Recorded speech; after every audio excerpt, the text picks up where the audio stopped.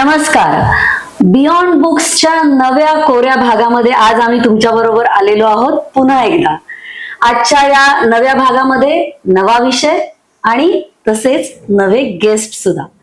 तर आजचे आपले गेस्ट आहेत शुभदा पटवर्धन आणि यांनी फूड सायन्स या विषयामध्ये डिग्री घेतलेली आहे.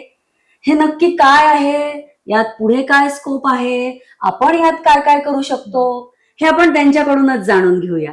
तर काय सांगाल तुमच्या डिग्री बद्दल, बेसिक डिग्री काय घेतलेली आहे आणि आपल्या प्रेक्षकांना या विषयाबद्दल? नमस्कार, माझं नाव शुभदा पटवर्धन. मी नगरचीच राहणारी आहे आणि मी एसएनडीटी कॉलेज होम सायन्स मधनं BSc food science quality control आणि masters nutrition and food processing केलंय.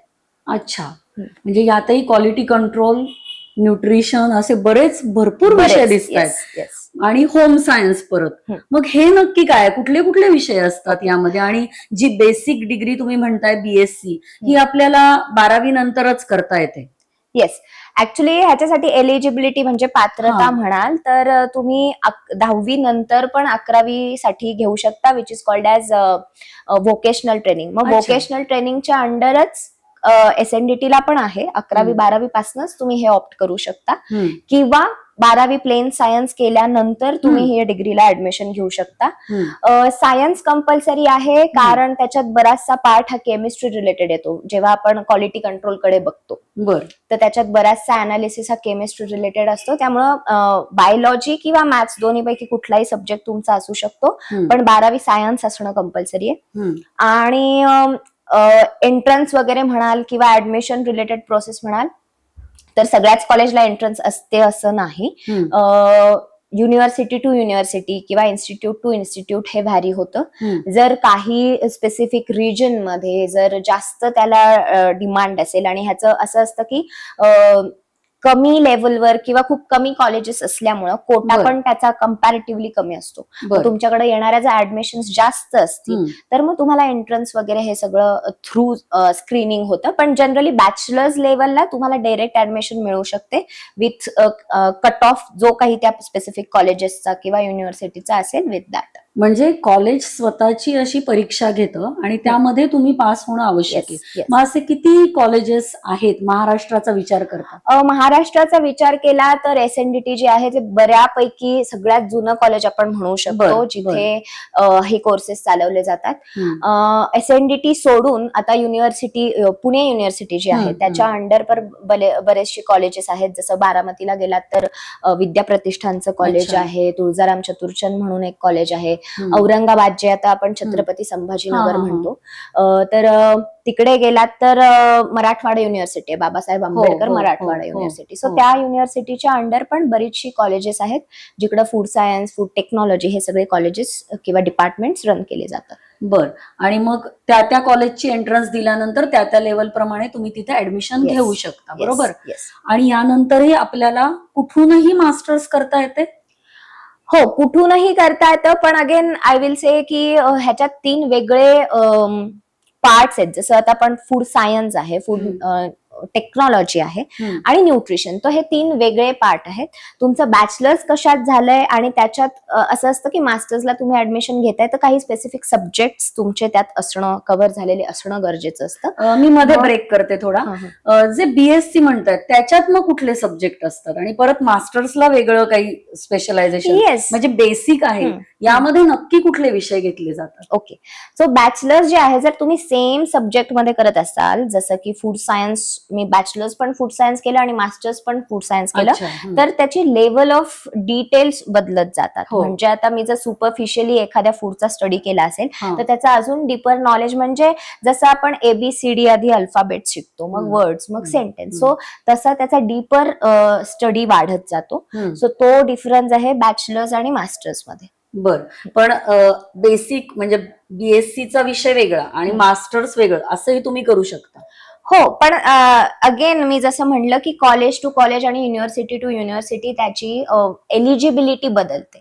आता बरं. फॉर एक्झाम्पल मी जर बॅचलर्स केलंय food science and quality control मधनं, तर माझ्याकडे 2 ऑप्शन्स होते, इधर न्यूट्रिशन, प्युअर न्यूट्रिशन मधलं मास्टर्स किंवा प्रोसेसिंग मधलं. कारण मला मग हे मी करू शकले किंवा मला एलिजिबिलिटी न्यूट्रिशनला सुद्धा होती, कारण मला बॅचलर्स मध्ये न्यूट्रिशन फॉर लाईफ स्पॅन किंवा डाएट थेरपी असे सगळे फिजिओलॉजी रिलेटेड काही सब्जेक्ट हे मला बॅचलर्स मध्ये होते. मग ते माझं कम्प्लीट झालं असल्यामुळे मी न्यूट्रिशनला ऍडमिशन घेऊ शकत होते. पण आता तेच तुमच्या बीएससी डिग्रीत काय कॉम्बिनेशन ऑफ सब्जेक्ट होतं त्यानुसार तुमचं मास्टर्सला एलिजिबिलिटी बदलते. मग त्यालाही पुन्हा अशीच एंट्रन्स द्यावी लागते? Yes, again as I said, जर त्या कॉलेजला किंवा युनिव्हर्सिटीला डिमांड असेल, आता जसं आपण म्हणतो की प्रत्येक क्षेत्रात काही स्पेसिफिक इन्स्टिट्यूट्स आहेत किंवा युनिव्हर्सिटीज आहेत जे नावाजलेले आहेत, तर मग आता तिथं जर तुम्ही जाल तर तिथं ऑब्व्हियसली एंट्रन्स असते. मग त्या एंट्रन्स मध्ये एक बेसिक स्ट्रक्चर आहे कुठल्याही फील्डचं, की एक पेपर हा ऍप्टिट्यूड वर असतो, की तुमचं सामान्य तुमची आकलन क्षमता किती आहे, तो एक बघणारा एक पेपर असतो, आणि दुसरा एक पेपर असतो जो सब्जेक्ट ओरिएंटेड असतो. So for example me bachelors मधनं मास्टर्सला जाते, तर माझं बॅचलर्स मधलं त्या सब्जेक्टचं नॉलेज प्लस मी किती आत्मसात करू शकते ते एक. कारण काय होतं की मास्टर्सला तुम्ही गेलात तर जे रिसर्च किंवा स्टॅटिस्टिक वर जास्त भर दिला जातो, म्हणजे जसं तुमचा कोर्स सब्जेक्ट डीप जातो तसंच पुढं आता मास्टर्स तुम्ही करताय तर ऑब्व्हियसली देर आर चान्सेस की तुम्ही पुढे रिसर्च मध्ये जाल किंवा पीएचडी मध्ये जाल. मग ते सगळं करण्यासाठी तुमचं रिसर्चचं नॉलेज हे चांगलं असायला लागतं. त्यामुळे तुम्हाला रिसर्च चांगलं असणं, तुमचं स्टॅटिस्टिक चांगलं असणं गरजेचं असतं, ज्याच्यासाठी इव्हेंच्युअली मॅथ्स पाहिजे. सो तुम्हाला बेसिक ऍप्टिट्यूड तुमचा चांगला असणं गरजेचं असतं. खरं फूड सायन्स म्हणलं की आपल्या डोळ्यापुढे स्वयंपाकघर, स्वयंपाक, ते पदार्थ हे सगळेच असतात. आता हे जे तू सांगतेस की मॅथ्स, त्याचं स्टॅटिस्टिक्स, हे सगळं खरं काय आहे याचं आणि याचं कसं कोरिलेट करशील? येस, तर आपण जे घरी पदार्थ बनवतो असं नाही की त्यात फूड सायन्स नाहीये, पण आपण त्याला सायन्सच्या पॉइंट ऑफ व्ह्यूनी बघितलं नसतं. जेव्हा आपण त्यात डिग्री घेतो तेव्हा आपल्याला कळतं की अच्छा असं काहीतरी आहे. फॉर एक्झाम्पल की मी घरी दूध वापरतेय, पनीर मी बाहेरून आणते, पण मला जेव्हा कळेल की दुधात सिंपल मी फक्त लिंबू पिळलं तर मला घरी पनीर मिळतंय, हा डिफरन्स आहे फूड सायन्स आणि किचन मध्ये. सो तुम्ही जर फूड सायन्स शिकलात तर तुम्ही घरी पनीर बनवाल, जर तुम्हाला माहित नाही तर तुम्ही बाहेरून पनीर आणा. सो हा एक बेसिक डिफरन्स आहे. आणि दुसरं म्हणजे की आपण जे करतोय, जसं आयुर्वेदात पण आपण ऐकतो बऱ्याचदा की फळं आणि दूध हा विरुद्ध आहार आहे किंवा हा करावा नाही करावा, तर अशाच गोष्टी तुम्ही ह्याच्या मागचं सायन्स त्याच्यात शिकता की हे दोन पदार्थ तुम्ही एकत्र केले तर काय मे बी रिॲक्शन होईल, त्यातनं काय प्रोडक्ट्स तयार होतात आणि मग ते तुमच्यासाठी चांगलं असेल किंवा नसेल. तर अशा ह्या सगळ्या कॉन्सेप्ट सायन्स जी काही गोष्ट होते, म्हणजे दूध उकळतंय, दूध आपण रोज उकळतो, मग ते का उकळतो, काय होईल, तसंच ठेवलं तर काय होणार, मग आता ते दूध नाचतंय, मग नाचतंय म्हणजे त्याच्यात एक्झॅक्टली काय होतंय, नुसतं नाचतंय बरं, दूध उकळलं गेलं नाही तरी नाचतंय, त्याच्यात काही पडलं तरी नाचतंय, मीठ जर टाकलं गेलं चुकून तरी नाचतंय, लिंबू टाकलं गेलं तरी नाचतंय. So there are different factors ज्याच्यामुळं ते नाचतंय. मग ह्या स्पेसिफिक जर नाचलंय तर त्याचं कारण काय आहे हे शोधायला तुम्हाला फूड सायन्स माहिती असणं गरजेचं आहे. आणि मला वाटतं आता हा जो एक नवीन ट्रेंड आलेला आहे की आता बघा तुम्ही रिटॉर्ट टेक्नॉलॉजी असेल किंवा फ्रीज ड्राईड आजकाल नवीन आलेलं आहे, तर हे सगळं जग झपाट्याने पुढे जातंय. लोकांना इतके बिझी झालेत की स्वयंपाक करायला वेळ नाहीये, तर मग हे जे आहे ते करण्यासाठी तिकडे कल वाढतोय. तर इथे पण तुमचा उपयोग होऊ शकतो तुमच्या ज्ञानाचा? Yes, definitely. कारण म्हणजे आणि आपण त्याला आता एक फील्ड म्हणून बघतोय, पण ह्या प्रॅक्टिसेस आपल्याकडं ट्रेडिशनली खूप वर्षांपासून चालत आल्यात.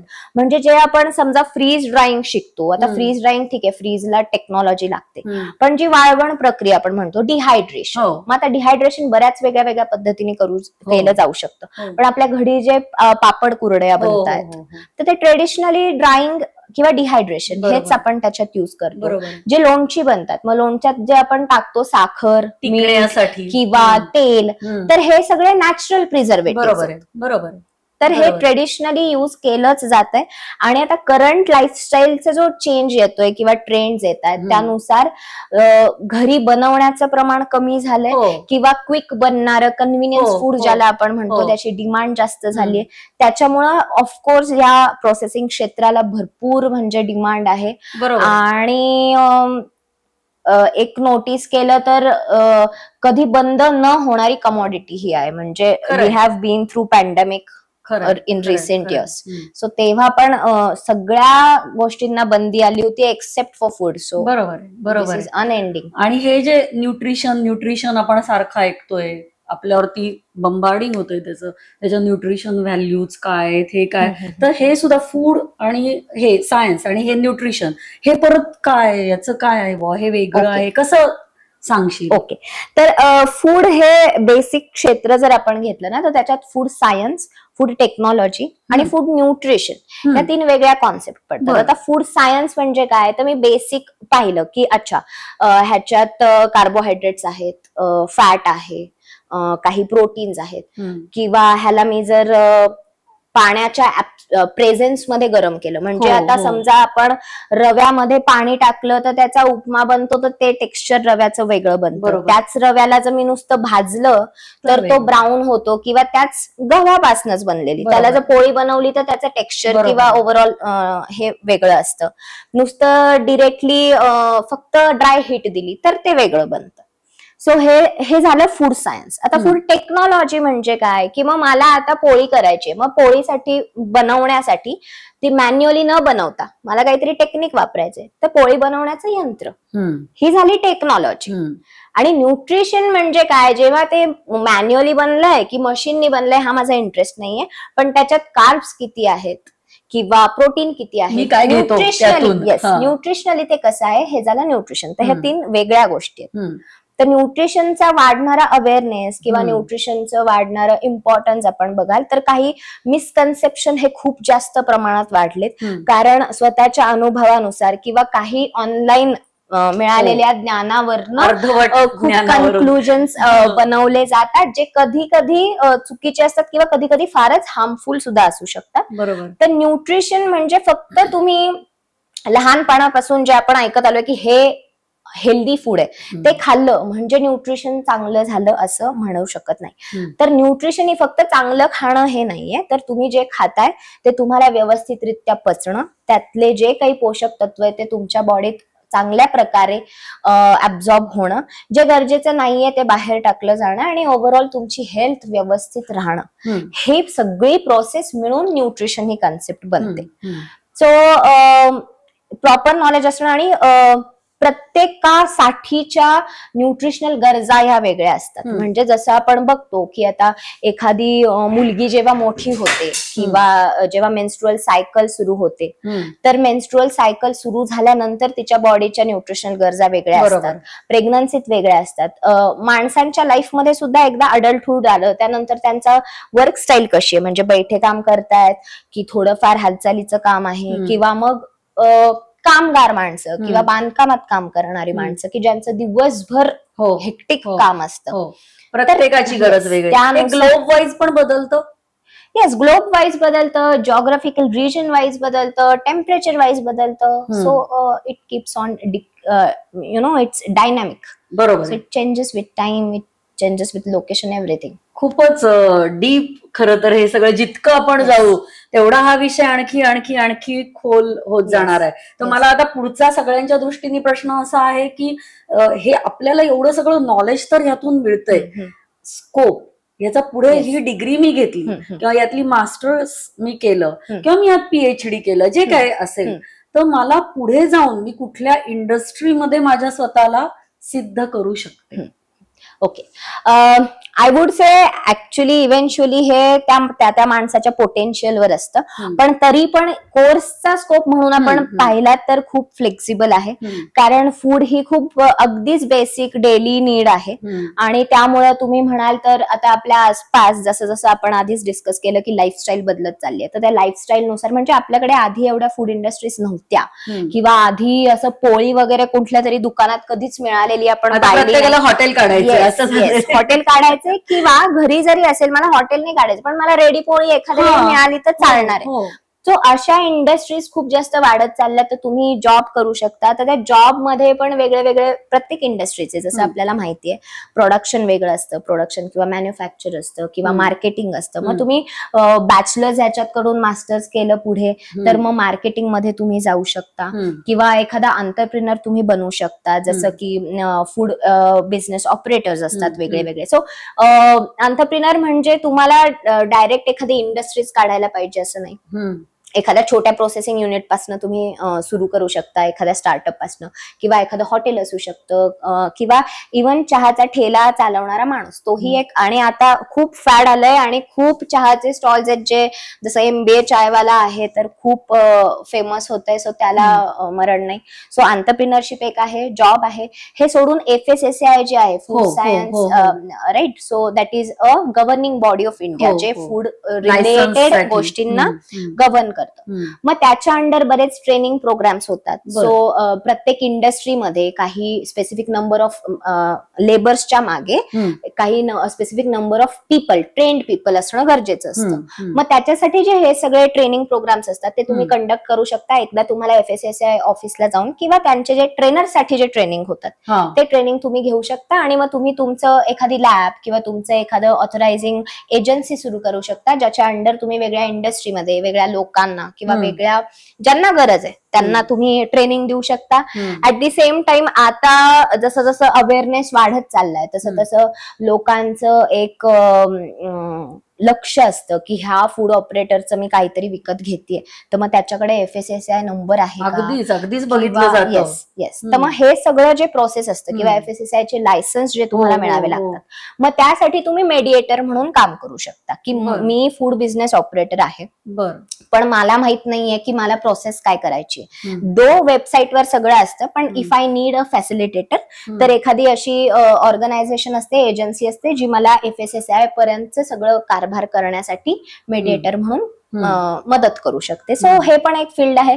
So there is vast scope for this field.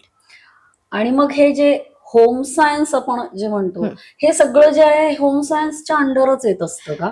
नाही. आता फूड सायन्स मी जे केलं ते होम सायन्सच्या अंडर येणारी डिग्री होती माझी कारण ते होम सायन्स कॉलेजमध्ये रन केलं जातं. आता होम सायन्स हा पूर्णपणे एक वेगळा बंच किंवा एक क्लस्टर आपण त्याला म्हणू शकतो ज्याच्या अंडर 5 वेगळे फील्ड्स घेतले जातात. Yes. So one is human development, एक असतं human ecology and family science related, एक असतं न्यूट्रिशन अँड डायटिक्स, एक असतं इंटेरियर डिझायनिंग आणि एक असतं टेक्सटाईल म्हणजे जे आपण फॅशन डिझायनिंग ज्याला आपण म्हणतो. सो असे 5 वेगळे फील्ड्स होम सायन्सच्या अंडर असतात आणि मग म्हणून माझी डिग्री ही होम सायन्सच्या अंडर आहे. पण हीच डिग्री किंवा फूड सायन्स हे एक फील्ड आहे. सो ते SPPU जे आहे आपलं सावित्रीबाई फुले पुणे युनिव्हर्सिटी सो त्याच्या अंडर वेगळे कॉलेजेस आहेत जिकडं सो BSc पण असतं, BSc फूड सायन्स पण असतं किंवा BVOC म्हणजे बॅचलर इन व्होकेशनल कोर्सेस असतं किंवा BTech पण आहे. सो बॅचलर्स इन टेक्नॉलॉजी मग ते BTech फूड टेक्नॉलॉजी असते. ते पण असंच पुणे युनिव्हर्सिटीच्या अंडर त्याचे कॉलेजेस आहेत. Yes. There are MIT university आहे त्यांचे पण आहेत किंवा एक कर्नाटका साइडला नेफ्टिम म्हणून कॉलेज आहे, बाकी एक CFTR आहे. So there are different. ते 4 वर्षाचं असतं BTech. Yes. BTech is for 4 years. आणि त्यानंतर मग MTech करू शकतो. येस. MTech सेम कॉलेजेसला पण असतं किंवा कधी कधी जर सेम कॉलेजला नसेल तर दुसरं कॉलेज तुम्ही ऑप्ट करू शकता. पण BTech MTech सो अशा 3 वेगळ्या डिग्रीज त्याच्यात आहेत. बरं. आणि एक फूड सायन्स, होम सायन्स हे असे विषय घेतले की आपल्या डोळ्यासमोर असं असतं की हे मुलींचं क्षेत्र आहे किंवा मुलींनी ह्यात जावं, मुलींनी करिअर करावं असं काहीतरी. तर असं काही आहे याला काही छेद देण्यासारखी सध्याची परिस्थिती? नाही. कारण ट्रेडिशनली आता बरोबर किंवा चूक ह्यात न जाता आय विल से की ट्रेडिशनली आपल्याकडे ही कॉन्सेप्ट आहे की kitchen is related to women जे आता बदलतंय. खरंय. पण इंडस्ट्री वाईज जर आपण पाहायला गेलं तर असं कधीच नव्हतं, कारण if we go and see इंडस्ट्रीचे ओनर्स तर ते आपल्याला कायम मेल्सच मिळतात. सो त्याच्यात विमेन आता यायला लागल्यात. सो हे कॉन्ट्राडिक्टरी आहे. किचन मध्ये गेलात तर बाई जास्त मिळतील, पण इंडस्ट्रीमध्ये गेलात तर मग तुम्हाला माणसं जास्त मिळतील आणि त्यांच्यासाठी हे करणं खूप गरजेचं आहे खरं तर. पण आता तसं कल्चर नाहीये. There are many women entrepreneurs जे फूड इंडस्ट्रीज मध्ये आहेत, आणि there are many men we see as chefs and working in hotels. So हा शिफ्ट पण आता येतोय. पण if you talk about industries किंवा हे जे असं आहे, तर हे काही मुलीं वगैरे साठी आहे असं काही नाहीये. कारण त्याच्यात म्हणजे स्वयंपाक पाहायला गेलं तर आपण टेस्टला जास्त महत्व आहे. पण when it comes to industry तर त्याचं सक्सेसफुल प्रोडक्शन होणं आणि कमीत कमी लॉस होऊन चांगली टेक्नॉलॉजी वापरून कंपनीचा ओव्हरऑल टर्नओव्हर वाढणं हे तिकडचं बरोबर ऑब्जेक्टिव्ह आहे. तर तिथे असा काही जेंडरचा काहीही रोल नाहीये. So be it male or female, both have same kind of scope in the industry. खरंच खूप वेगळा विषय आहे हा. आणि हा विषय आज तुमच्या समोर मांडताना आम्हाला खूप आनंद होतोय. फूड किंवा अन्न ही आपली बेसिक गरज आहे, आणि ही आपण बेसिक गरज आपल्याला घरातनं हे होतं हे करतं यापर्यंत आपण आतापर्यंत होतो, या भ्रमामध्ये होतो. पण हे एक सायन्स पण असू शकतं. यात आपण डिग्री घेऊ शकतो, मास्टर्स करू शकतो, PhD करू शकतो, एखादी वेगळी इंडस्ट्री याद्वारे आपण उभी करू शकतो. हे खरं तर या फूड सायन्स या एका वेगळ्या क्षेत्राने आपल्याला दाखवून दिलेलं आहे. स्त्री ही जशी घराच्या बाहेर पडत गेली तसं खरं तर एक सगळं जगच एक व्हास्ट या दृष्टीने झालेलं आहे की फूड शी रिलेटेड काहीतरी करणं, फूड सायन्सशी रिलेटेड काहीतरी होणं, आणि पुढं येणारे नवीन ट्रेंड. कारण आज तयार अन्न प्रक्रिया ही सगळ्यांनाच हवी आहे. मग याचं सायन्स शिकून त्यातनं पुढं काहीतरी करावं हे खरं तर या कोर्सनी आपल्याला आज दाखवून दिलेलं आहे. शुभदा, तुझे खूप खूप आभार की तू आज एक नवी वाट आमच्या दर्शकांना दाखवून दिलीस. असंच पुन्हा भेटूया बियॉन्ड बुक्सच्या नवीन भागामध्ये. So stay tuned. वेगवेगळ्या फील्डचं आजचं स्टेटस आणि त्या फील्डमधल्या उद्याच्या ऑपॉर्च्युनिटीज याविषयी बोलतायत काही महत्त्वाच्या पर्सनॅलिटीज बियॉन्ड बुक्समधून. व्हिजन क्लासेस ऑनलाईन मॉड्यूल या चॅनलवर पाहत रहा बियॉन्ड बुक्स.